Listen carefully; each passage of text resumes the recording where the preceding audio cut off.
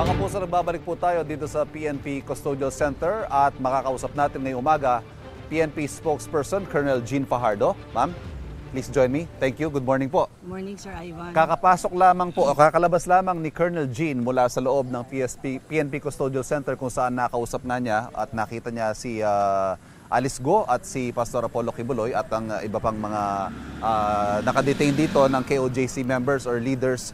Ano ho ang update na maibibigay niyo sa amin? Kumusta po si Alice Go at gayon din si Pastor Apollo Kibuloy? Si Pastor po ay kakatapos pong mag-almusal at na-deliver po yung, naibigay na po yung rasyon nila na pagkain. Ang pagkain po nila ngayon ay hard-boiled egg at saka corned beef po at kanin at kape po. Ito po ay rasyon galing sa PNP? Rasyon po yan, pare-pareho po sila. Normally po, nadi-deliver po yan ng mga alas 6 po. So nakita ko po kanina, although yung iba po ay tulog pa po. But si Pastor po ay nakausap ko personally po, kinamusta ko po yung sitwasyon niya.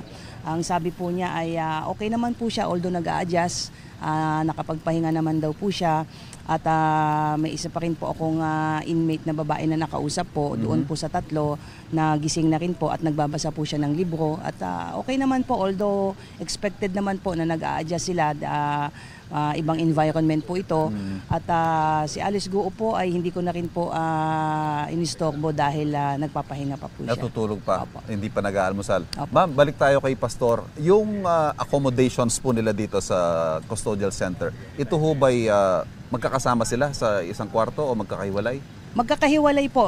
Makahiwalay po yung lalaki, nakahiwalay po yung babae. Hindi po sila nagkikita po. Magkakaiba po sila ng selda. Air condition po yung kwarto? Hindi po, sir. Ito yung typical na pinagkukulungan po natin sa mga inmay. Although tigi-tigisa po sila, sila lang po yung nandun sa selda.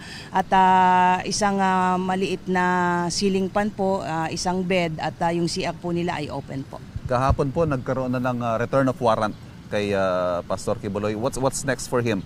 Bakit nga pala hindi ho ni-require yung personal appearance si Pastor? This is not naman the first time na ang korte ay hindi nag-require ng physical appearance ng mga nahuhuli natin.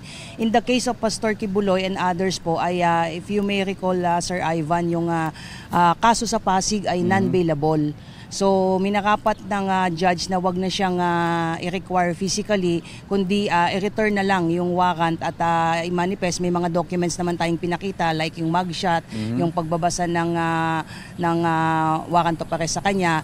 Same case doon sa RTC 106 sa Quezon City, hindi na rin require yung kanilang physical presence po. For security reasons, of course. Nabanggit niyo ho yung mugshot. May mga reaction po na parang iba yata yung naging treatment sa pagpipresenta kay Pastor at kay Alice Go. Sa unang-una, yung mga nirelease po na photos ng PNP, naka-blur yung mukha ni Pastor, si Alice Go, hindi. Ano ho yung paliwanag ng PNP rito? Sir, linawin lang po natin, yung nilabas po namin na official mugshot po ni Alice Go ay blurred din po.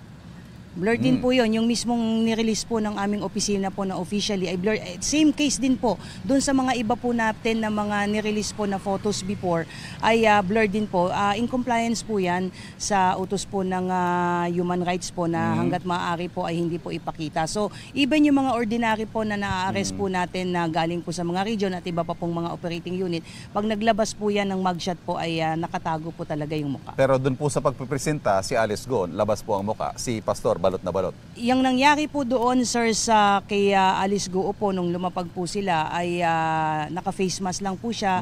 At yun naman po, sabi po niya, okay naman po siya doon. Pero kung mapansin niyo po, nung nandun na po siya, ay tumalikod po siya. So hindi natin siya mapuwersa po talaga na iharap. Karapatan niyo po naman yun.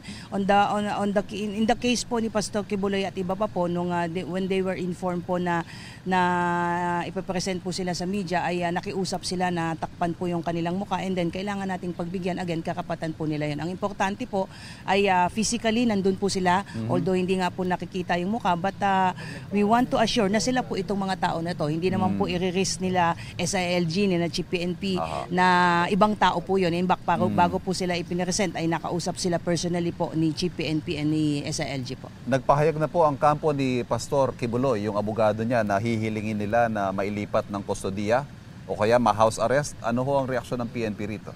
Well, I understand po ay nagsalita na rin po yung Department of National Defense na parang they would at least object doon sa idea na doon ma-detain sa kanila sina Pastor Kibuloy at iba pa. On the part of the PNP, we have to understand, Sir Ivan, no? Ang nag-file ng kaso dito ay DOJ. So kung meron man pong magfa-file po ng comment or objection po, it should be the DOJ kasi naisampa na po yung kaso. Ang naging papel lang po ng PNP po dito, ang CIDG po ang nag-serve po ng waran. So sa lahat po ng proseso po dito ay kailangan po natin yung DOJ po. Kaya yung araw po na ito ay magmi-meeting po ang PNP and DOJ to discuss po what will be the next move po. Colonel Jean, maraming salamat sa panahon. Thank you, sir, at magandang umaga. Nakausap po natin Colonel Jean Fajardo ang tagapagsalita ng Philippine National Police at kakalabas nga lang po niya mula dito sa PNP Custodial Center at ayon sa kanya nakausap niya ng personal si Apollo Kibuloy. Kakatapos lamang daw mag-almusal, ang kanya raw kinain ay hard-boiled egg at corned beef kapareho ng iba pang mga nakadetine dito sa PNP Custodial Center. At yan po muna ang latest mula dito sa Campo Crame. Balik muna tayo sa studio.